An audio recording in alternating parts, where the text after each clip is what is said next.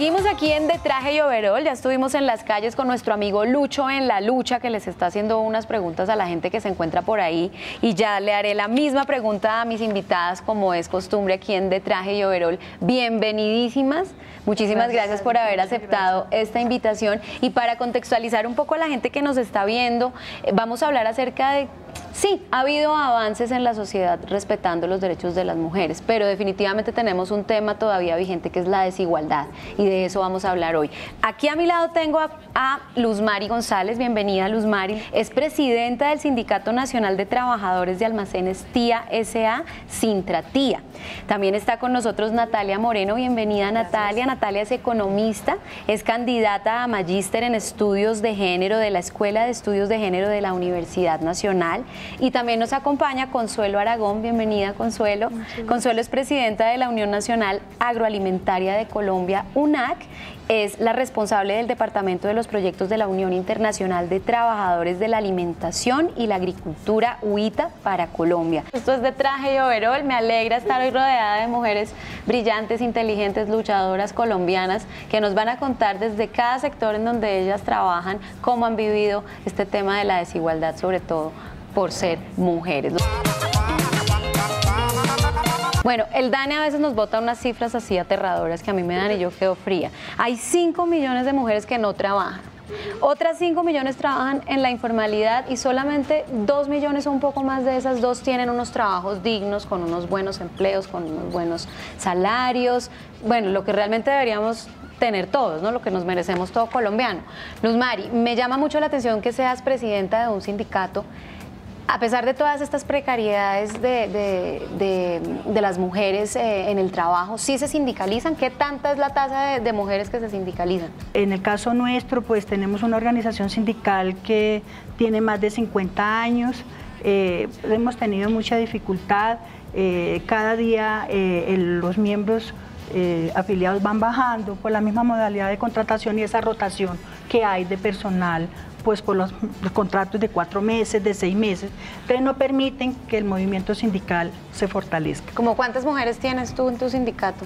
En mi sindicato hay un promedio de unos 600 afiliadas, y de esas 600, 500 son mujeres. 500 son mujeres. Sí, a nivel nacional. Natalia, tú eres una experta en temas de género.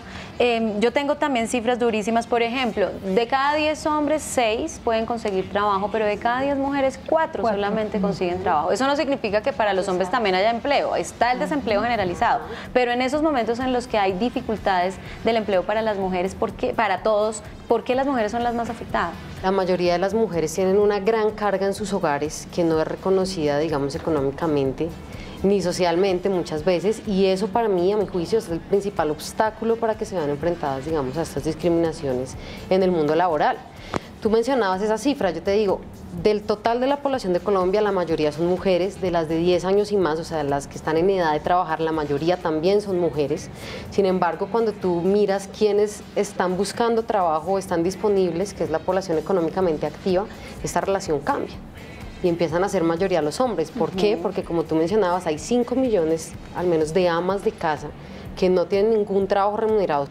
Y esa carga se convierte en el principal obstáculo para que tú te puedas desempeñar en las mismas condiciones que los hombres en el mercado laboral. Si tú tienes una carga de 5, 6, 7, 8 horas, casi otra jornada laboral al interior de los hogares, pues necesariamente vas a tener que buscar trabajos que sean flexibles, informales, y las cifras lo demuestran. El 60% de las mujeres que hoy están ocupadas están dentro del sector informal, o sea, no tienen acceso a seguridad social. Pero a mi juicio, digamos, el obstáculo más fuerte para poder desempeñarse en el mercado laboral con igualdad de condiciones que los hombres es esa carga que tenemos en los hogares. ¿Tú crees que el gobierno actual ha hecho algo para empezar a trabajar en estos temas de derechos de mujeres? ¿Ha hecho algo diferente a lo que han hecho los gobiernos anteriores? No, absolutamente no, porque si nosotros, digamos, aceptamos el diagnóstico que yo te estoy proponiendo, y es que la causa es esa carga que está en los hogares, pues entonces nosotros tenemos que mirar, bueno, ¿y qué es ese trabajo que está en los hogares? ¿De verdad lo tienen que hacer los hogares?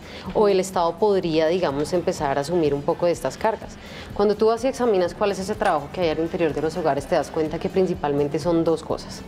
el trabajo, digamos, de cuidar a los niños, de cuidar a los adultos mayores, a las personas enfermas, y el trabajo, digamos, más del hogar, de lavar la loza, lavar la ropa, tender las camas, etcétera, etcétera.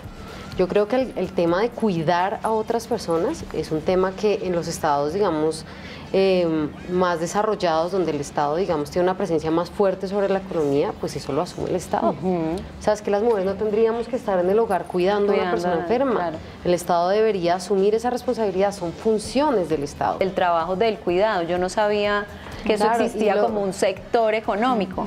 Y el DANE hizo el cálculo precisamente de si eso se valorara, o sea, si todo el mundo en los hogares le pagara a las amas de casa por lo que hacen, o a las que están ocupadas pero llegan a la casa y siguen trabajando en este tipo de trabajos, si se pagara, esto sería, digamos, un sector que equivaldría al 20% del Producto Interno de la economía. Eso es de una magnitud inmensa. En este programa ya tuvimos uno acerca del TLC, hemos hablado mucho de los tratados de libre comercio, de cómo afecta a la economía, de cómo afecta a los empleos.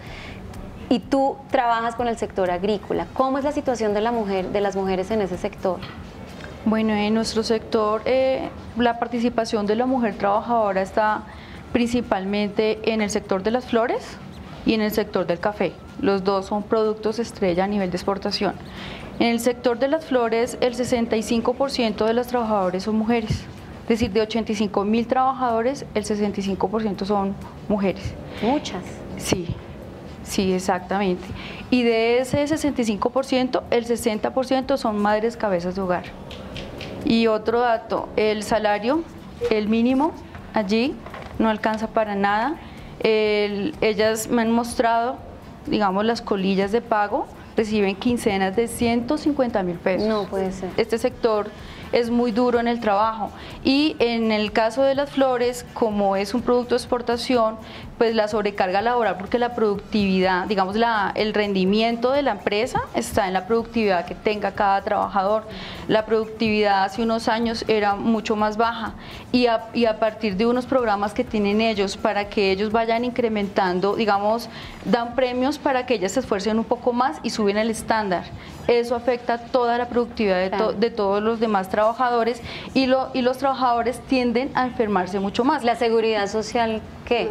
¿Les toca pagárselas a ellas mismas o las empresas responden por esta seguridad social? Mira, el porcentaje de trabajo formal en este sector es muy bajo. En Socolflores solamente están afiliados a Socolflores, o sea, de todas las floras, solamente cerca del 25% están afiliados. O sea, cuando tú lees los informes de Socolflores, solamente reportan hasta el 25% del empleo que genera, que son los 85.000. O sea, solamente hablan de 20.000 empleos cuando analizas. ¿Y dónde están los otros 75.000? En la informalidad. El 3%, según Socolflores, el 3% de los trabajadores están sindicalizados, ¿sí? Pero estos sindicatos, solamente el 1% de estos sindicatos están afiliados o a una central sindical o a una federación sindical internacional, como la que yo represento. ¿Esto qué significa? Que son sindicatos creados por los patronos. Entonces, en unas empresas hacen acuerdos para que con algunos trabajadores que estén de acuerdo monten sindicatos de papel. Entonces organizan 20, y a esos 30. son a los que tú te refieres, Sí. que es imposible ir a exigir algo que no le convenga al patrón. Exacto, funciona casi como los mismos pactos colectivos. Entonces, ¿qué sucede? Estos sindicatos, por eso no les conviene afiliarse a ninguna central sindical, porque Claro. pues en el momento que ingresen a una central sindical, pues va a haber mayor control social. Yo tengo una pregunta para Natalia. ¿Tenemos alguna experiencia que sepas en el extranjero que funcione diferente? ¿Hay algunos ejemplos fuera que sean mejores de lo que pasa acá, donde podríamos echar, como dicen las mamás, echemos mano de ahí para ver si tenemos un mejor proceso en Colombia? Si nosotros analizamos, por ponerte un ejemplo, el gasto público en salud per cápita, o sea, por persona que tiene el gobierno colombiano, encontramos, digamos, que en Colombia es aproximadamente de $539. En Uruguay, que hay Sistema Nacional del Cuidado, o sea que el Estado tiene, digamos, un plan para poder equilibrar estas cargas entre los diferentes componentes de la sociedad, este gasto público social per cápita es de $1.503. El o sea, triple. 3 veces más que en Colombia. Es absurdo.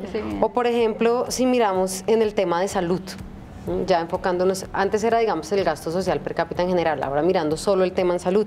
Y analizamos un país como Suecia, que hace parte de los países nórdicos, donde tenemos, digamos, estados muy fuertes y responsables, digamos, con sus funciones. Encontramos que el gasto público social en salud per cápita en Suecia es 30 veces más que el de Colombia. No puede ser.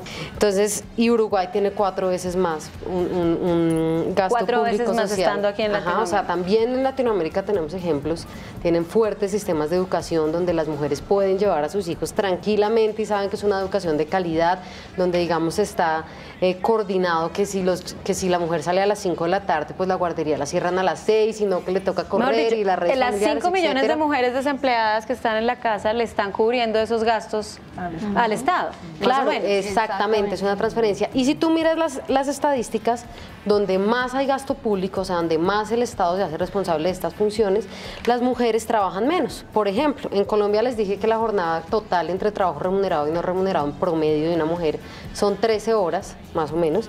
En Uruguay son 8.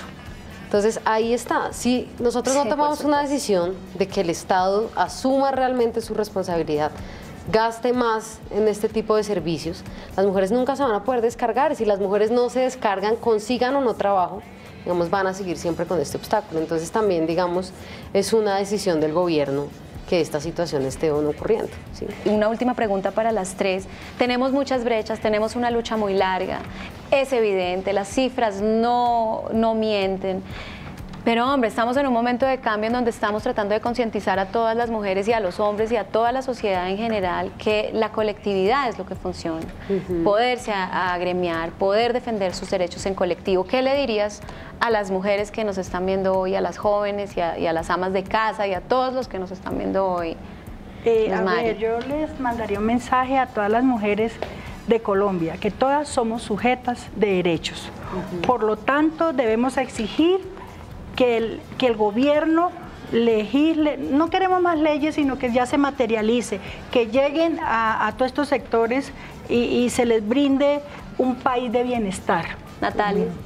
Es necesario el llamado que tú haces, que nosotras nos unamos, nos sindicalicemos, trabajemos en conjunto y sobre todo aquellas mujeres que son más discriminadas, ¿sí? Porque hay unas mujeres que pueden en determinados momentos comprar ese trabajo del hogar, o sea, reemplazar y contratar a otra mujer para que haga su hogar, haga estos trabajos. Hay unas que no lo pueden hacer, de manera que también debemos matizar y entre las mujeres no somos un grupo homogéneo.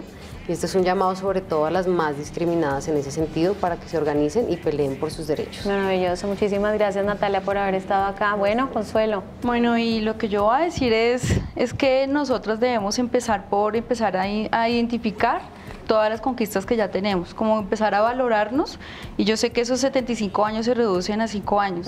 Si empezamos a valorizarnos y a apoyarnos entre nosotras para cambiar esa conciencia y hacer ese clic, yo creo que lo podríamos lograr y lograr que la mayoría de las mujeres que estamos en este momento trabajando podamos ser sindicalizadas y con pleno conciencia de todos nuestros derechos. Muchísimas gracias por haber venido. La pregunta en redes es, ¿usted por el hecho de ser mujer se ha sentido discriminada o ha tenido algún problema para buscar un trabajo? Escríbanos a @detrajeyoverol en Twitter, escríbanos por el Facebook a detrajeyoverol o a nuestro correo electrónico detrajeyoverol@gmail.com. Esto es un espacio para ustedes, bienvenidísimas, ojalá vuelvan. Chao, nos vemos.